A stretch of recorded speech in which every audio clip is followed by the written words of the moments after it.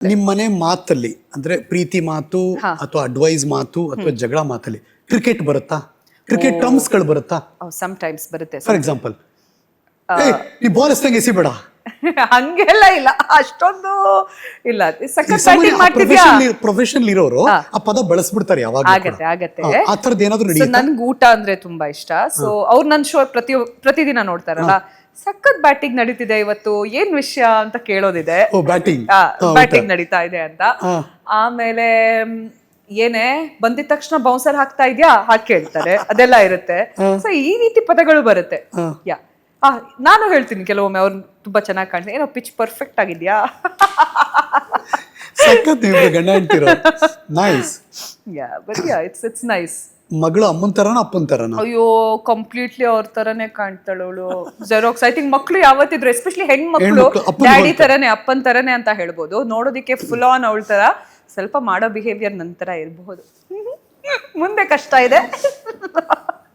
ಯಾವ ಮೂಮೆಂಟ್ ಅಂದ್ರೆ ಯಾವ ಘಟನೆ ಅದು, ಪ್ರೊಫೆಷನಲಿ ಅಥವಾ ಪರ್ಸ್ನಲಿ, ಕ್ರಿಕೆಟಲ್ಲಿ ಆಗಿರಲಿ ಅಥವಾ ನಿಮ್ಮ ಪರ್ಸ್ನಲ್ ಲೈಫಲ್ಲಿ, ಅಬ್ಬಾ ಅದೊಂದು ಹಾರ್ಟ್ ಬ್ರೇಕಿಂಗ್ ನನಗೆ? I think in profession itself, but ಆ ಹಂತ ನಾನು ಎಲ್ಲೂ ಹಂಚ್ಕೊಂಡಿಲ್ಲ. I felt I could have done better as an entertainment anchor. That's all, nothing else. Yeah. So ಮನಸ್ಸಿನ ಮೂಲೆಯಲ್ಲಿ ಒಂಚೂರು ಇದೆ ಅದು. ಹೌದು, ನಾನು ಸ್ವಲ್ಪ ಚೆನ್ನಾಗಿ ಮಾಡ್ಬೋದಿತ್ತೇನೋ, ಸ್ವಲ್ಪ ನಾನು ಬ್ಯಾಲೆನ್ಸ್ ಮಾಡ್ಬೋದಿತ್ತೇನೋ ಎಂಟರ್ಟೈನ್ಮೆಂಟ್ ವಿತ್ IPL. ಕ್ವಿಕ್ ಆಗಿ ಡಿಸಿಷನ್ ತಗೊಂಡಿವಿನಾ ಅಂತ ಒಂದು ಏನೋ ಒಂದು. ಬಟ್ ಇವಾಗಲೂ ಆಸೆ ಇದೆ ಎಂಟರ್ಟೈನ್ಮೆಂಟ್ ಹೋಗ್ಬೇಕು ಅಂತ? ಎಲ್ಲೋ ಒಂದು ಕಡೆ ಡೆಫಿನೆಟ್ಲಿ ಇದೆ. ಎಸ್ 100%, ಒಂದಲ್ಲ ಒಂದಿನ. ಬಟ್ ಜಾನರ್ ಡಿಫ್ರೆಂಟ್ ಆಗಿರುತ್ತೆ. ದಿಸ್ ಟೈಮ್ ಮಾಡಿರೋ ತಪ್ಪನ್ನು ಮತ್ತೆ ರಿಪೀಟ್ ಮಾಡಲ್ಲ. Comedy is not my genre, so maybe more on to do with KBC kind of ಆ ರೀತಿ ನೋಡಕ್ ಹೋದ್ರೆ ರಿಯಾಲಿಟಿ ಶೋಸ್. ಹೌದು, singing, dance show still okay, but I think on a Q&A basis is more like my style. So yeah. ಪ್ರತಿನಿತ್ಯದ ಅಭ್ಯಾಸದಲ್ಲಿ ಯಾವುದು ಚಟ ಆಗಿದೆ ನಿಮಗೆ? ಈಗ ಕಾಂಟೆಂಟ್ ಮಾಡೋದೊಂದು ರೀತಿ ಚಟ. ಪ್ರತಿದಿನ ಪ್ರತಿಯೊಂದು ಸೆಕೆಂಡ್ ಏನ್ ಮಾಡ್ಬೋದು, ಏನ್ ಡಿಫ್ರೆನ್ಸ್ ಮಾಡ್ಬೋದು, ಯಾವುದು ಜನರಿಗೆ ಇಷ್ಟ ಆಗತ್ತೆ, ಈ ಸ್ಟೋರಿ ಚೆನ್ನಾಗಿದ್ಯಾ, ಏನಾದ್ರು ಡಿಫ್ರೆಂಟ್ ಆಗಿ ಹೇಳ್ಬೋದಾ. ಸೊ ದಟ್ ಇಸ್ ಒಂಥರ ಚಟ. ನಿಜ. Addiction, real addiction. ಅಂದ್ರೆ ಲೈಕ್ಸ್, ಕಾಮೆಂಟ್ಸ್ ಅಥವಾ ಅದ್ ನೋಡೋದು ಎಡಿಕ್ಷನ್ ಅಲ್ಲ, ಬಟ್ ಏನ್ ಹೊಸ್ತನ ನಾನು ತರಬಹುದು ಅದನ್ನ ಕಾನ್ಸ್ಟೆಂಟ್ಲಿ ಥಿಂಕ್ ಮಾಡೋದು ಹ್ಯಾಸ್ ಬಿಕಮ್ ಎಡಿಕ್ಷನ್. ಬಟ್ ಯಾವ ಕಂಟೆಂಟ್ಗೆ ಜನ ಹಿಂದೆ ಬಿದ್ದಿರ್ತಾರೆ, ಗುರು ಇದನ್ನೂ ಕಂಟೆಂಟ್ ಮಾಡ್ತಾರಲ್ಲ ಅಂತ ಅನ್ಸಿರುತ್ತೆ ಏನಾರು? ತುಂಬಾ ಸಲ. But it's worked for them, right? Why should we blame them? ಅವ್ರಿಗೆ ವರ್ಕ್ ಆಗಿದೆ, so it's nice. I don't think any content is good or bad. ನೀವೇನು ಕನ್ಸ್ಯೂಮ್ ಮಾಡ್ತೀವೋ ಅದನ್ನ, that is entertainment for you, for somebody else it may not be. Simple is. ಏನ್ time pass ನಿಮಗೆ? I love reading books, that's my time pass. ಹೌದಾ? Simply ನಾನು ಒಂದು music ಹಾಕೊಂಡು, especially ಹಳೇ ಡಾಕ್ಟರ್ ರಾಜ್ಕುಮಾರ್ ಹಾಡುಗಳನ್ನು ಕೇಳೋದು ನನಗೆ ತುಂಬ ಇಷ್ಟ. ಅದನ್ನ ಮ್ಯೂಸಿಕ್ ಹಾಕಿ ನಾನು ನಡೀತಾ ಇರ್ತೀನಿ. ಮೈ ಎಮ್ ಜಸ್ಟ್ ಗೋ ಔಟ್. ಯಾವ ಹಾಡು ಗೊನುಗ್ತಿರ್ತೀರಾ ತುಂಬಾ? ನನ್ನ ನೀನು ಗೆಲ್ಲಲಾರೆ, ಎಲ್ಲ ಹಾಡುಗಳು ಜೋಶಲ್ಲೇ ಇದೆ. ಯಾವುದು ಅಮೃತವರ್ಷಿಣಿ ಹಾಡಿಲ್ಲ ಇಲ್ಲಿ. ಸೊ ಎಲ್ಲ ಈ ರೀತಿ ಹಾಡುಗಳು, ಹಳೆಯ ಹಾಡುಗಳು. ಎಕ್ಸ್ಟ್ರೋವರ್ಟ್ ಅಲ್ಲ? Very much. ಈ ಇದ್ರಲ್ಲ ಐ ಥಿಂಕ್ ಕ್ಯಾಮ್ರಾ ಆನ್ ಮಾಡಿದ್ರೆ ಎಕ್ಸ್ಟ್ರೋವರ್ಟ್, ನಾನು ಕ್ಯಾಮ್ರಾ ಆಫ್ ಮಾಡಿದ್ರೆ I don't really think I am extrovert. So ಗೊತ್ತಿಲ್ಲ. ಈಗ ತಕ್ಷಣ ಯಾರು ಹಿಂಗೆ ಮಾತಾಡಿಸ್ಬಿಡ್ತೀರಾ ಅಥವಾ ಯು ವಿಲ್ ಟೇಕ್ ಟೈಮ್ ಅವ್ರು ಅನಲೈಸ್ ಮಾಡಿ ಮಾತಾಡಕ್ಕೆ ಮಾಡ್ತೀರಾ?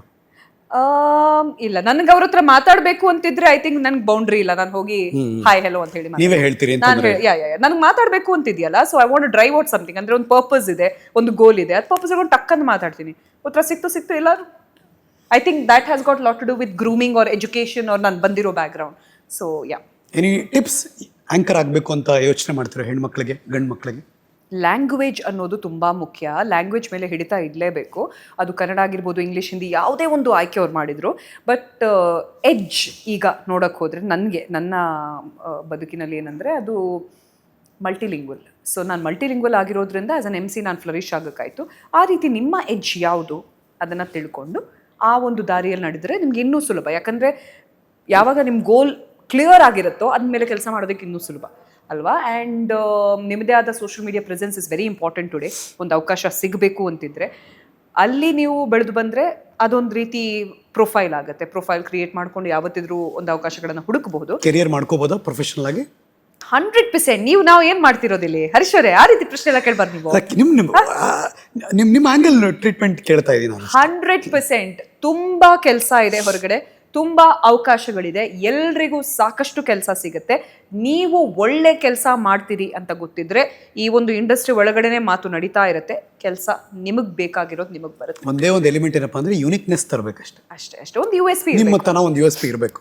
ಒಂದು USP. ಐ ಥಿಂಕ್ ನನ್ನ USP ನನ್ನ multilingual or maybe my background in itself, that confidence ಬರ್ತಾ ಇರೋದು. ಸೊ ಗುಡ್ ಜರ್ನಿಯಾ. Thank you. Inspired. Thank you. ಅಂದ್ರೆ ನಾವು ಯಾವಾಗಲೂ ಇವರ ಮಾತುಗಾರಿಕೆ ಶೈಲಿ ಮತ್ತು ಇವ್ರನ್ನ ನೋಟ ಅಷ್ಟೇ ನಮಗೆ ಟಿವಿಲಿ ಕಾಣಿಸೋದು. ಇನ್ ಪರ್ಸನ್ ಕೂತಾಗ ಒಂದು ಕಥೆ ಶುರುವಾದಾಗ ಹೇಗೆಲ್ಲ ಒಂದು ಗ್ರಾಫ್ ಇರುತ್ತೆ, ಗ್ರಾಫ್ ಏರುಪೇರು ಹೇಗಾಗಿರುತ್ತೆ, ಮುಂದಕ್ಕೆ ಹೇಗೆಲ್ಲ ಯೋಚನೆ ಮಾಡಿ ಒಂದು ಆಸ್ಪಿರೇಷನ್ ಆ್ಯಂಗಲಲ್ಲಿ ಹೇಗಿರ್ತಾರೆ ಅನ್ನೋದು ಮಾತ್ರ ಆ ಲೈಫ್ ಇನ್ನೊಬ್ರಿಗೆ ಇನ್ಸ್ಪೈರ್ ಆಗಲಿ ಅನ್ನೋದಷ್ಟೇ ನಮ್ಮ ಕಾರ್ಯಕ್ರಮದ ಉದ್ದೇಶ. ಪ್ರತಿ ಸರಿ ಹರಿಕತೆ ಮಾಡ್ಬೇಕಾದ್ರೆ ಪ್ರತಿಯೊಬ್ಬರಿಂದ ನಾನು ಆ ಕಥೆ ಕೇಳಿಸ್ಕೊಂಡ್ಮೇಲೆ ನಾವು ಯಾವಾಗಲೂ ನಮ್ಮ ಜರ್ನಿನೇ ಕಷ್ಟ ಅಂತಿರ್ತೀವಿ, ಅಥವಾ ನಾವು ನೋಡಿದ ದೃಷ್ಟಿಕೋನನೇ ಸರಿ ಅಂತ ಯೋಚನೆ ಮಾಡ್ತಿರ್ತೀವಿ. ಯಾವಾಗ ಕತೆ ಬರುತ್ತೆ, ಇಲ್ಲ ಅಲ್ವಾ, ದಿಸ್ ಇಸ್ ಬೇರೆ ಸ್ಟ್ಯಾಂಡ್ಗೆ ಹೋಗುತ್ತಿದ್ದು, ಬೇರೆ ಲೈನ್ ಇದು, ಈ ಆ್ಯಂಗಲ್ ನಾವು ನೋಡ್ಬೇಕಲ್ವಾ ಅಂತ ಅನ್ಸಕ್ಕೆ ಶುರು. ಆ್ಯಕ್ಚುಲಿ ನಿಜ ಹೇಳಬೇಕಾದ್ರೆ ನನಗಿಂತ ತುಂಬ ಜಾಸ್ತಿ ಕಷ್ಟಪಡೋ ಜನ ತುಂಬ ಜನ ಇದ್ದಾರೆ ಹೊರಗಡೆ. ಐ ಥಿಂಕ್ ಟರ್ನಿಂಗ್ ಪಾಯಿಂಟ್ ಕೆಲವೊಬ್ರು ಜೀವನದಲ್ಲಿ ಆಗಿರೋದು ರೈಟ್ ಜನರನ್ನು, ಸರಿಯಾದ ಜನರನ್ನು ನೀವು ಸರಿಯಾದ ಸಮಯಕ್ಕೆ ಭೇಟಿಯಾದಾಗ ಅವರು ಕೊಟ್ಟಿರುವಂತಹ ಒಂದು ಅಡ್ವೈಸ್, ಸಜೆಷನ್, ಅದನ್ನು ನೀವು ಅಳವಡಿಸಿಕೊಂಡಾಗ ನಿಮ್ಮ ಬದುಕು ಯಾವ ರೀತಿ ಬೆಟರ್ ಆಗುತ್ತೆ, ಅಲ್ಲಿಂದ ಚೇಂಜಸ್ ಆಗುತ್ತೆ ನಿಮ್ಮ ಜೀವನದಲ್ಲಿ. ಅದಕ್ಕೋಸ್ಕರ ರೆಡಿ ಇರ್ಬೇಕು ನೀವು. ನನ್ನ ಲಾಸ್ಟ್ ಕ್ವಶನ್ ಈ ಹರಿಕತೆ ಪಾಡ್ಕಾಸ್ಟ್ ಶೋನಲ್ಲಿ, ಯಾವತ್ತೂ ಯಾವ ಕ್ಷಣಕ್ಕೂ ಅನ್ಸಿಲ್ವಾ ನಾ ಬರಬಾರ್ದಾಗಿತ್ತು ಈ ಫೀಲ್ಡ್? ನೆವರ್.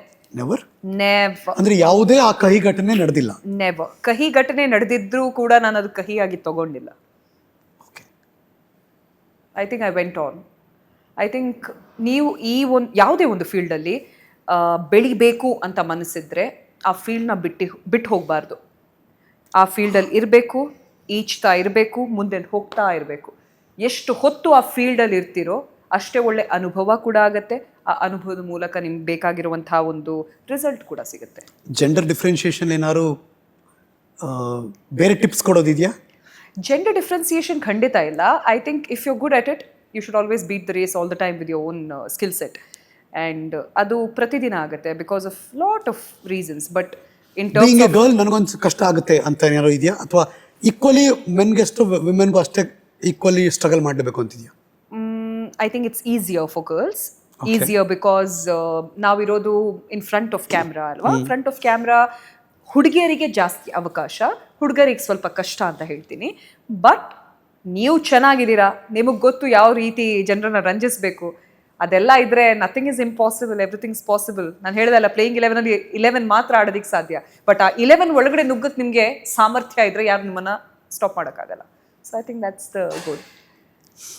ನಿಮ್ಮ ಈ ಸ್ಪೋರ್ಟ್ಸ್ ಆಂಕರಿಂಗ್ ಇನ್ನಿಂಗ್ಸ್ ಮುಗಿದೇ ಇರಲಿ. Thank you. ಎಲ್ಲಾ ಥರದ ಬಾಲ್ ಬಂದ್ರು ಅದನ್ನ ತುಂಬಾ ಚೆನ್ನಾಗಿ, ಬಿಕಾಸ್ ಈಗ ನುರಿತು ಬಿಟ್ಟಿದ್ದಾರೆ, ತುಂಬಾ ಚೆನ್ನಾಗಿ ಸ್ಕಿಲ್ ಸೆಟ್ ಇದೆ. ಹಾಗಾಗಿ ನೀವೇನೇ ಮಾಡ್ಲಿ ಅವ್ರು ಆಟ ಆಡ್ತಾರೆ. ಖಂಡಿತ. That's how it is. ಸಾಧ್ಯ ಆದ್ರೆ ಬೇರೆ ಬೇರೆ ಸ್ಪೋರ್ಟ್ಸ್ಗೂ ಬನ್ನಿ. ಓ ಥ್ಯಾಂಕ್ ಯು. ಇದುವರೆಗೆ ನಾನು 3 ಸ್ಪೋರ್ಟ್ಸ್ ಮಾಡಿದ್ದೀನಿ. ಕಬಡ್ಡಿ ಮೂಲಕ ಆರಂಭ ಮಾಡಿ ಒಂದು short stint with the football, ಹಾಗೆ ಕ್ರಿಕೆಟ್. ಕಾಮೆಂಟೇಟರ್ಗೂ ಬನ್ನಿ. ಓ ಎಸ್. ಬಿಕಾಸ್ ಆ ಅನುಭವ ಆಟೋಮೆಟಿಕ್ ನಿಮ್ಗೆ ಡ್ರ್ಯಾಗ್ ಮಾಡುತ್ತೆ. ಎಸ್. ಮಾಡಲ್ಲ ಅಂತೇನಲ್ಲ. ಸೊ ಅವಕಾಶಗಳು ಸಿಕ್ಕಾಗ ಖಂಡಿತ ಟ್ರೈ ಮಾಡ್ತೀವಿ. ಇವತ್ತಿನ ಇಡೀ ಕಾರ್ಯಕ್ರಮ ಹೇಗೆ ಅನಿಸ್ತು ಅಂತ ಒಂದು ಕಾಮೆಂಟ್ರಿ ಲ್ಯಾಂಗ್ವೇಜ್ ಅಲ್ಲಿ ನಮ್ಗೆ ಹೇಳಿ ನೋಡೋಣ. ಓಹೋ. Last assignment to Reena D'Souza.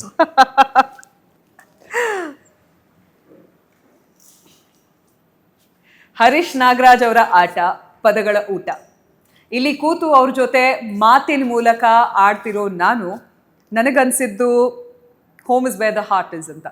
ಆದರೆ ಇವ್ರ ಜೊತೆ ಮಾತಾಡಿದಾಗ ಅನಿಸಿದ್ದು ಆಬ್ಸಲ್ಯೂಟ್ಲಿ ಮನೆ ಅಂದರೆ ಇದು ಶಾಂತವಾಗಿರಬೇಕು, ಒಂಥರ ಫ್ರೀಡಮ್ ಇರಬೇಕು, ಮಾತು ಬರಬೇಕು, ಪದಗಳಲ್ಲಿ ಮಿಸ್ ಆಗಬಾರ್ದು, ಕತೆ ಒಂಥರ ನೀರಿನ ಥರ ಫ್ಲೋ ಆಗ್ತಾ ಇರಬೇಕು. ಎಲ್ಲಾನು ಮಿಶ್ರಣ. ಆದರೆ ಹರೀಶ್ ನಾಗರಾಜ್ ಜೊತೆ ಕೂತು ಮಾತಾಡಿದಾಗ ನ್ಯೂಸು ಆಗ್ಬಿಡುತ್ತೆ ರೀ. ಬನ್ನಿ ಒಂದ್ಸಲ. ಸೊ ಸಬ್ಸ್ಕ್ರೈಬ್ ಮಾಡಿ, ಲೈಕ್ ಮಾಡಿ, ಶೇರ್ ಮಾಡಿ, ಕಾಮೆಂಟ್ ಮಾಡಿ. This is news only with Harish Nagaraju. Wow. WOW. Wow. ಯಾಕೆ ಈ ಹೆಣ್ಮಗಳು ಇಷ್ಟ ಆಗ್ತಾರೆ ಅಂದರೆ ಅವ್ರ ಸ್ಪಾಂಟನಿಟಿ, ಅಂದರೆ ತತ್ಕ್ಷಣಕ್ಕೆ ಆ ಕಾಂಟೆಂಟ್ನ ಜನರೇಟ್ ಮಾಡ್ತಾರೆ, ಯೋಚನೆ ಮಾಡ್ತಾರೆ, ಪದಗಳೆಲ್ಲ ಜೋಡಿಸ್ತಾರೆ, ಅದ್ಭುತವಾಗಿ ಅದನ್ನು ಕಮ್ಯುನಿಕೇಟ್ ಮಾಡ್ತಾರೆ, ಅದು ಸರಳ ಭಾಷೆಯಲ್ಲಿ.